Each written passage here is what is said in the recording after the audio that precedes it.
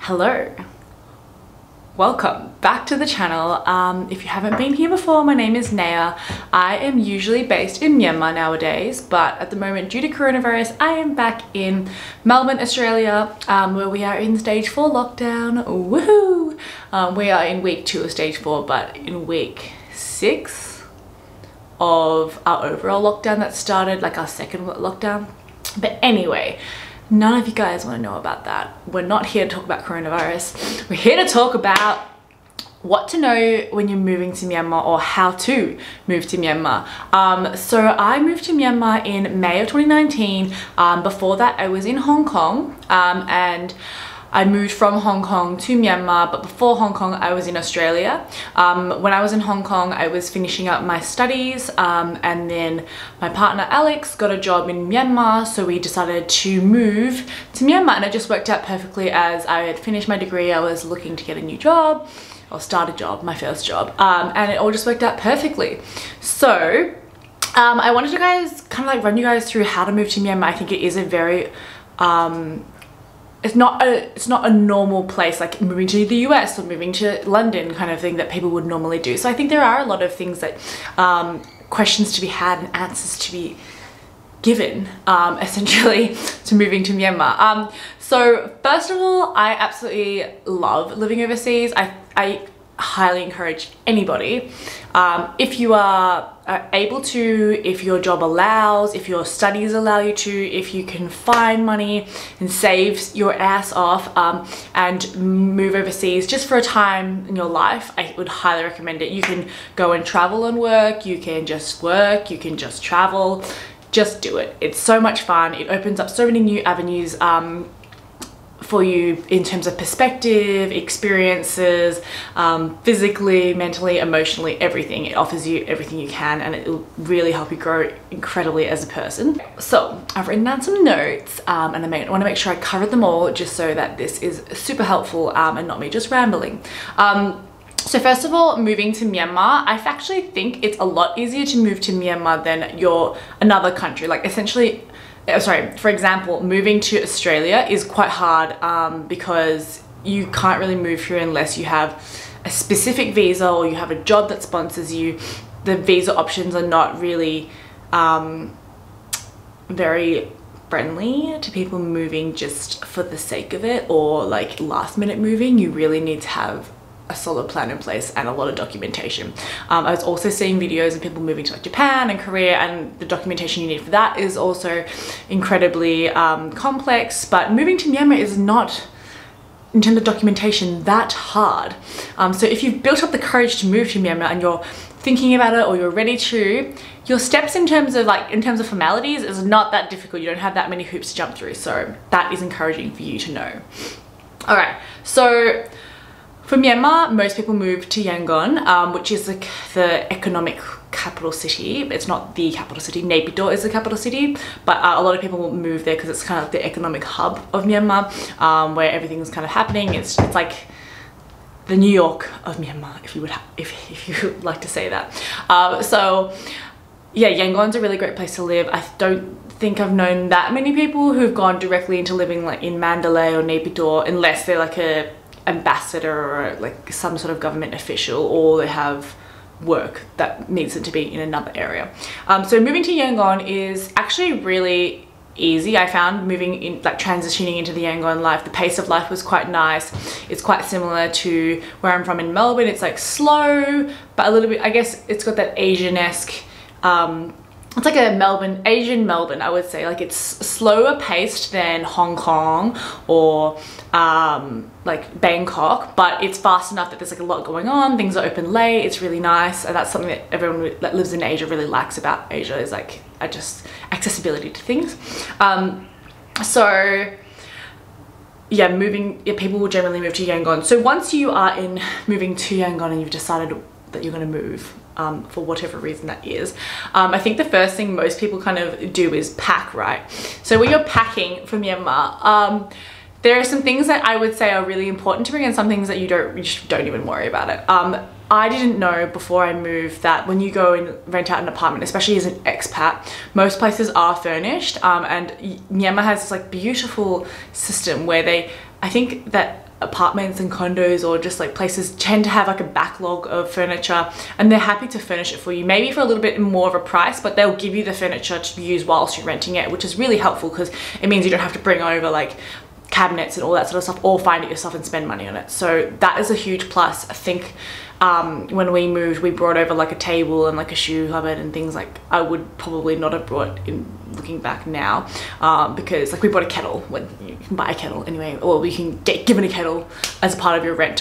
So for packing, pack your clothes, pack cosmetics, pack maybe some snacks that you like, clothes, like in shoes, especially from coming from a Western country. For me, I'm really tall, I have big feet, and Myanmar people are not really tall and they don't have big feet, so it's really hard as a woman. Like if I go shoe shopping, I was like, went to go buy a pair of Havaianas and I was like, do you have a size 41? And they're like, no, our largest size is a 39. So I was like, all right then. So keep that in mind when you're packing. I think pack things that are unique to you that you wouldn't get in Myanmar, because a lot of things are obviously made for people in Myanmar.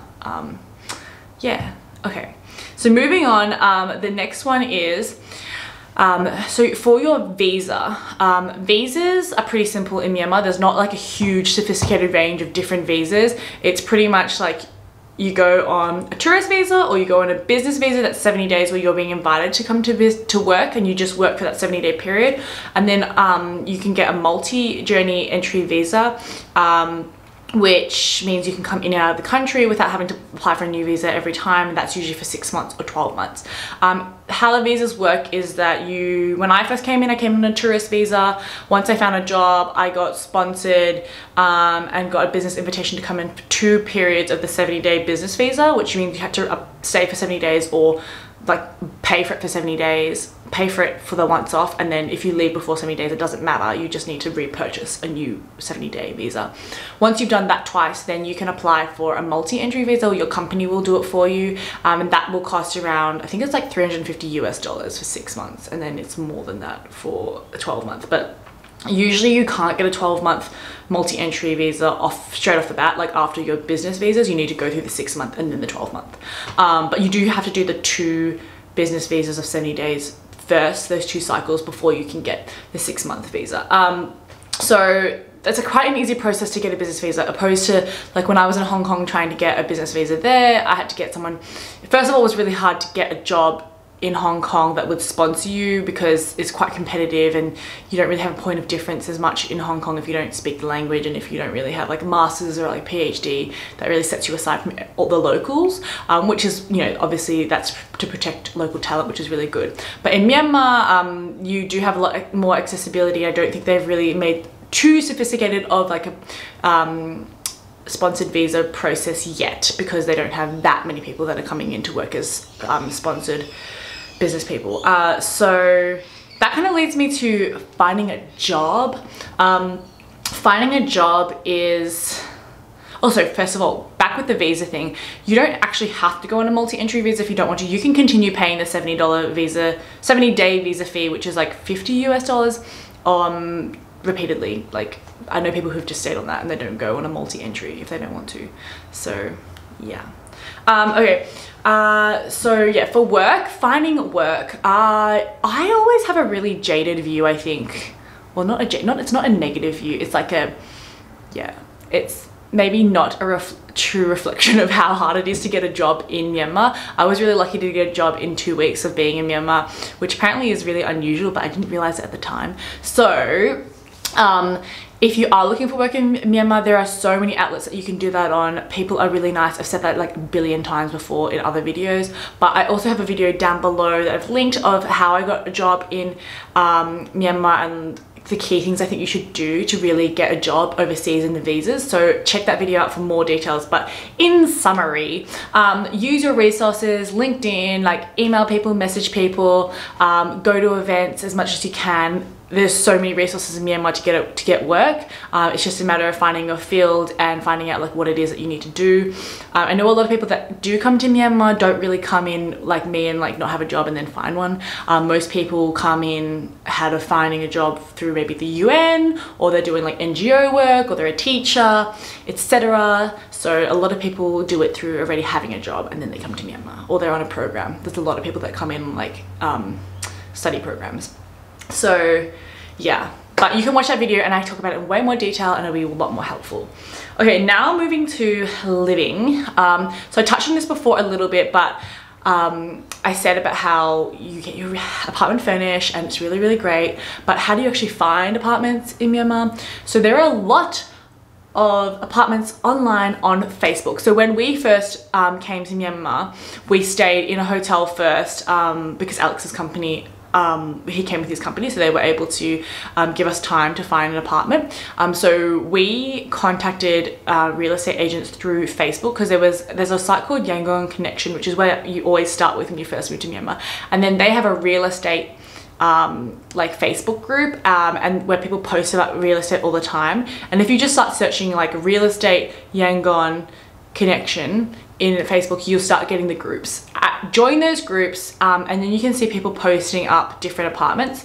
Click on the people that are posting the apartments and you can inquire about it, and then they will help you do a showing of these apartments. When we went our first time, we went and saw 10 apartments. We didn't like any of them except for this other one that we saw at the end of the day, and that was the one that we decided to stay in. So it is quite easy. People are really friendly and they'll take you around for the whole day looking at apartments. The agent's fees range, like it varies. Like some people charge you an agent fee and some people don't, because I think the landlord will pay for it. So it's kind of potluck and you can just ask, they'll tell you. But yeah, I mean, that person drove us around for the whole day and we ended up going with one apartment.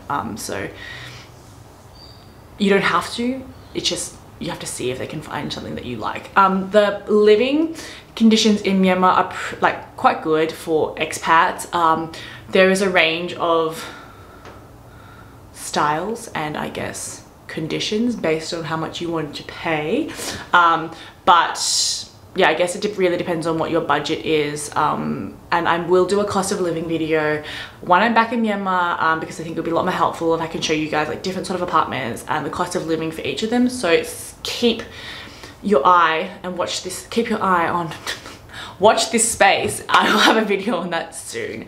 And that will be more helpful. But if you have more questions on it, feel free to direct message me on Instagram or comment below and I can answer your questions for you.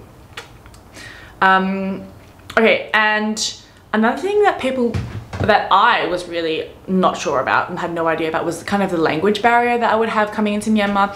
And I was so pleasantly surprised, like absolutely impressed by the English skills of Myanmar people in Myanmar, in Yangon, because I had traveled to Japan, I've traveled to a lot of countries, and I mean, for me, Japan, they're so prominent in the financial world, and like they're such a developed country, and I thought that they would be able to speak quite good English, which is quite ignorant of me as an English speaker, but their English level wasn't that great, and I thought that Myanmar's English skills level maybe wouldn't be that good, but actually I think that there's a wider variety of Myanmar people that can speak English at a really good standard compared to Japanese people that can speak English. So that was a really great surprise. I have been trying to learn Myanmar language, but I need to go and take actual lessons. I've just learnt from my colleagues at work, so that's probably not good enough. But yeah, language barrier is not so much of an issue.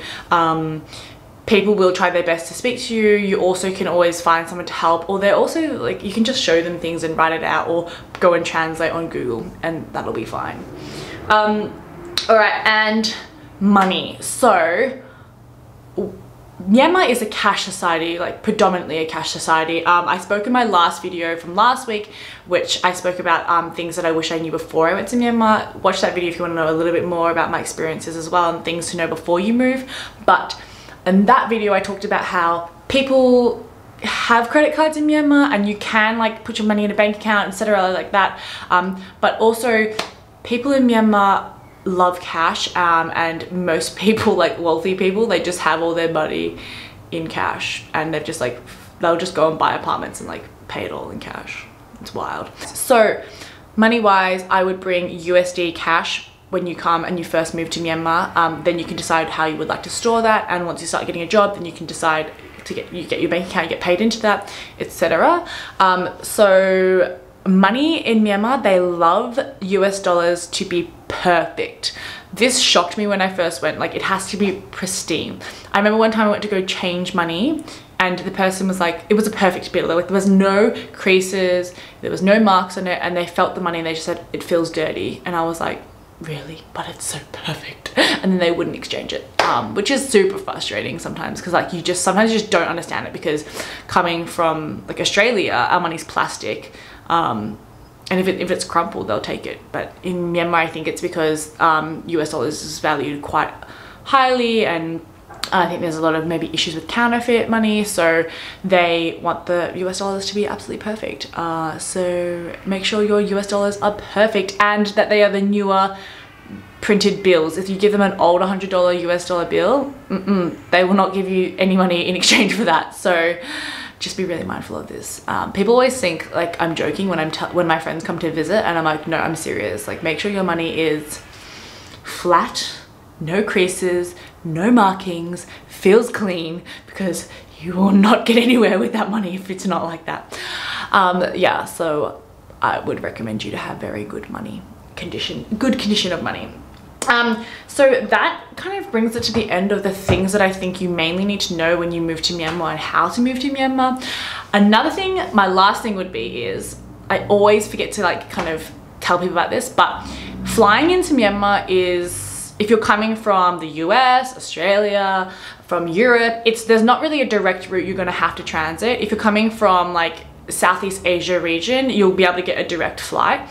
But Yangon, for me, like from Australia, I need to fly into like Singapore, Bangkok, Kuala Lumpur, and then transit through. So it's not cheap to fly to Myanmar. So when you move here, keep in mind that you will have to spend money on getting out and getting back in through transit flights, and it won't be just a simple cheap flight for you. But it is cheap to fly just to like Bangkok or like Kuala Lumpur, but flying out into further long haul flights, it's expensive.